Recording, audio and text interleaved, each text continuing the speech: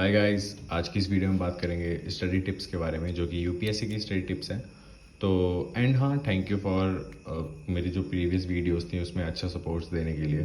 तो उसके लिए थैंक यू सो मच। उसमें क्योंकि पुरानी वीडियोस में मेरे को अच्छे रिस्पांस मिल रहे हैं तो उसके लिए thank you so much guys. And हमारे 5 सब्सक्राइबर भी हो गए हैं, तो मतलब 5 जने ऐड हो गए हैं मेरी फैमिली में, जो कि अच्छी बात है। तो ऐसे ही बने रहिए, ऐसी सपोर्ट दिखाते रहिए। तो चलिए हम वीडियो स्टार्ट करते हैं। तो आज बेसिकली मैं आपको एक स्टडी टिप्स बताऊंगा यूपीएससी के लिए, जो कि आप उसे फॉलो करेंगे अगर आप चाहे घर में प्रिपरेशन करते हैं, चाहे कोचिंग लेते हैं, चाहे कहीं भी प्रिपरेशन करते हैं। अगर आप उसे फॉलो करेंगे तो आपके लिए अच्छा रहेगा। ये स्टडी टिप्स है, ठीक है। तो चलिए हम स्टार्ट करते हैं। हमारा फर्स्ट है क्रिएट अ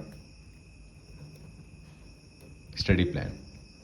देखिए, ये मैं हर वीडियो में बोलता आ रहा हूँ एंड मैं आज ही बोलूँगा। तो देखिए, आपको एक रियलिस्टिक प्लान बनाना है, ठीक है। लाइक मैंने बताया था कि जैसे आप समझ लीजिए सो रहे हैं, ठीक है। एंड सोने से पहले आपको एक प्लान बनाना है कि आपको नेक्स्ट डे क्या करना है, ठीक है ना। आपको कंफर्म होना चाहिए कि आपको नेक्स्ट डे करना है क्या। लाइक आपको सुबह उठ के लेक्चर लेने हैं कोचिंग के, या फिर उसके बाद मॉक टेस्ट देना है, फिर सेल्फ स्टडी करना है, फिर रिवीजन करना है।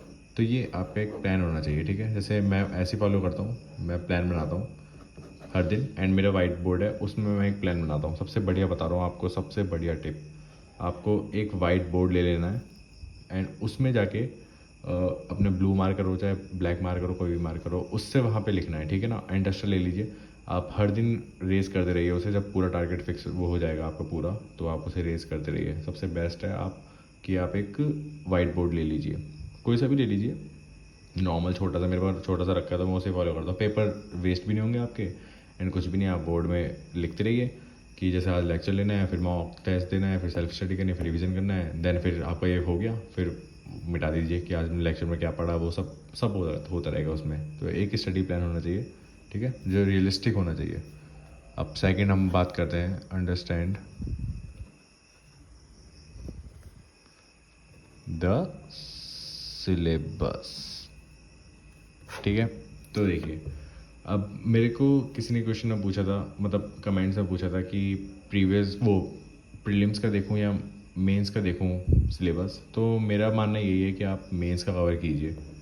मेंस का बहुत वाइड है, बहुत ज़्यादा वाइड है, ठीक है। आप मेंस का कवर करेंगे तो प्रीलिम्स का ऑटोमेटिक हो जाएगा, ठीक है।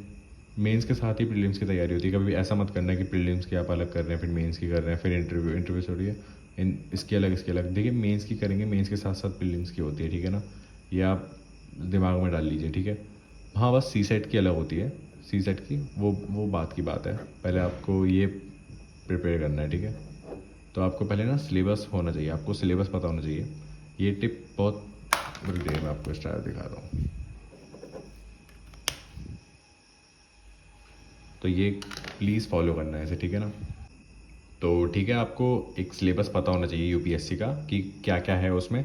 आपका जब सिलेबस पूरा हो जाएगा तो अच्छी बात है भाई, कॉन्ग्रेचुलेशन। तो सिलेबस जल्दी पूरा पूरा कर लेना, ठीक है। तो चलिए हम बात करते हैं थर्ड पॉइंट के लिए। थर्ड पॉइंट है हमारा use quality material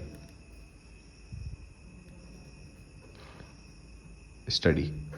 use quality study materials. देखिए, मैं अभी भी बोलता हूँ, ये हर वीडियो में बोलता आया हूँ, NCERT इम्पॉर्टेंट है, ठीक है। देखिए, अब स्टडी टिप्स का मतलब यही है कि आपको क्वालिटी रीडिंग करनी है, क्वालिटी बुक्स पकड़नी है, ठीक है ना। आपको क्वालिटी वाली चीज़ें पढ़नी है। ये नहीं कि आप सिलेबस के बाहर की चीज़ें पढ़ रहे हैं एंड जो कि इंपॉर्टेंट भी नहीं है, ठीक है ना, बकवास चीज़ें पढ़ रहे हैं। तो मेरा मानना शुरू से यही है कि आपको NCERT पढ़नी है, ठीक है। अगर आपके बेसिक क्लियर हो या नहीं हो, 6, 7, 8 की मेरे कहने से पढ़ लीजिए, ठीक है। बेसिक्स क्लियर हो जाएंगे। बहुत बेसिक बुक होती है, नॉर्मल सी होती है, ज़्यादा से ज़्यादा 3 डेज़ में कवर हो जाएंगी, या अगर आप धीरे भी पढ़ेंगे तो 7 डेज़ में हो जाएंगी। प्लीज़ इन्हें ध्यान से पढ़िए और 6, 7, 8 की ज़रूर पढ़ना, ठीक है ना। फिर उसके बाद आप क्या करेंगे, स्टैंडर्ड बुक्स पे आ जाएंगे, ठीक है। स्टैंडर्ड बुक्स होंगी आपकी, मोटी मोटी बुक्स होती हैं। तो अगर आप उनकी जैसे NCERTs पढ़ेंगे तो आपको वो पढ़ने की आदत हो जाएगी, ठीक है। तो अब हम बात करते हैं फोर्थ पॉइंट की,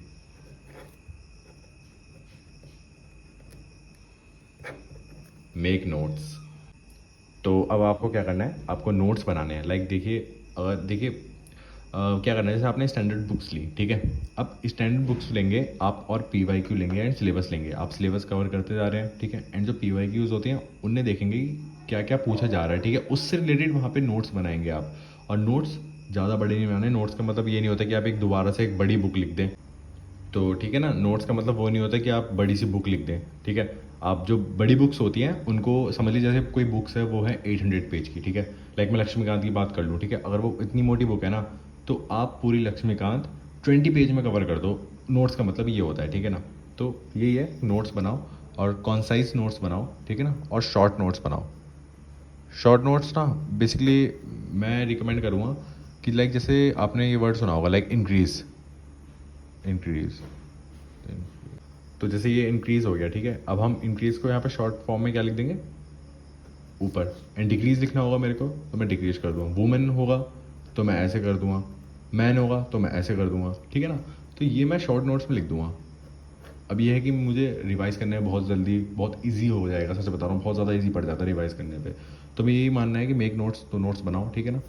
एंड कोई भी प्रॉब्लम हो ना तो आप कमेंट्स में मुझे बता दिया करो, सब मेरे से पूछ लिया करो, मैं अब आपके लिए वहीं पे रिप्लाई दे दूँगा। एंड अगर नहीं दे पाया अच्छे से तो मैं उस पर एक वीडियो बना दूँ जो भी आप पूछ रहे हो, ठीक है ना। और वीडियो मेरी टाइम टू टाइम आती रहती है, मैं बस आप टेंशन मत लेना किसी चीज़ की।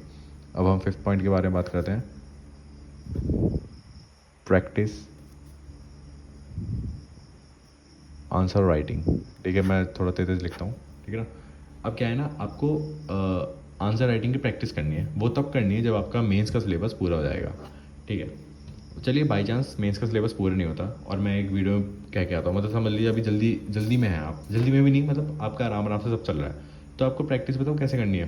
मैं आपको सैम्पल दिखाता हूँ। मैंने हर वीडियो में बोला है, जैसे ये है आपका topic the origin of the earth, तो ये है वो आपके सारे सब टॉपिक्स, ठीक है। अब आपको सारे सब टॉपिक्स को कवर करना है।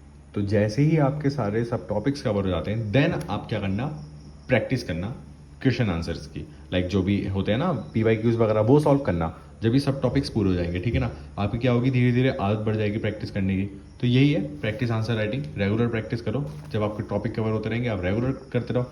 हफ्ते में हो रहे हैं तो हफ्ते में करते रहो, बट करते रहो, आपके हाथ बना रहेगा, जमा रहेगा। आपको जब बड़े बड़े आंसर्स लिखने पड़ेंगे और जल्दी सॉल्व करने पड़ेंगे तो हो जाएगा भाई, और टेंशन मत लेना। तो अब मैं बात करता हूँ 6th पॉइंट की।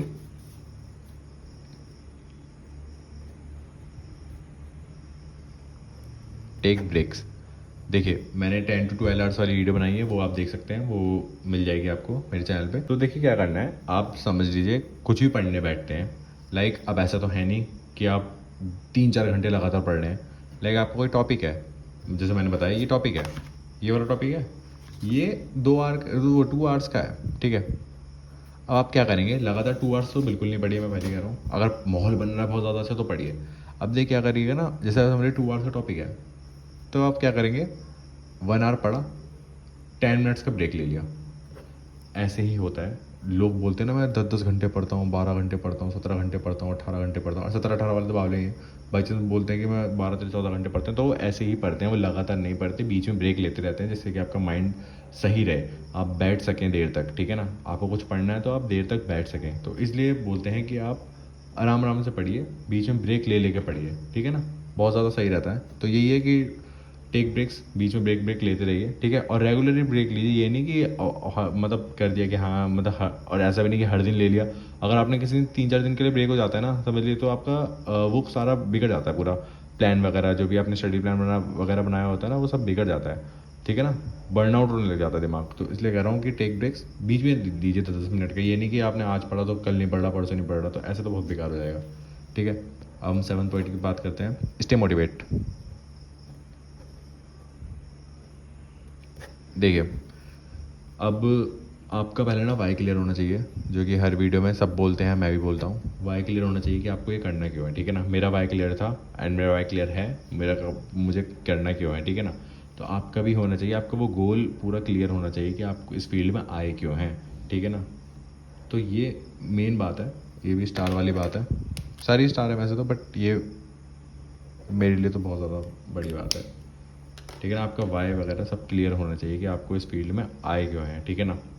जब आपका वाई क्लियर होगा तो आप मोटिवेट रहेंगे, आपको वो गोल्स अचीव करने में मोटिवेशन रहेगी, तो ठीक है। तो स्टे मोटिवेटेड। अब हम बात करते हैं 8th पॉइंट की, गेट इनफ स्लीप।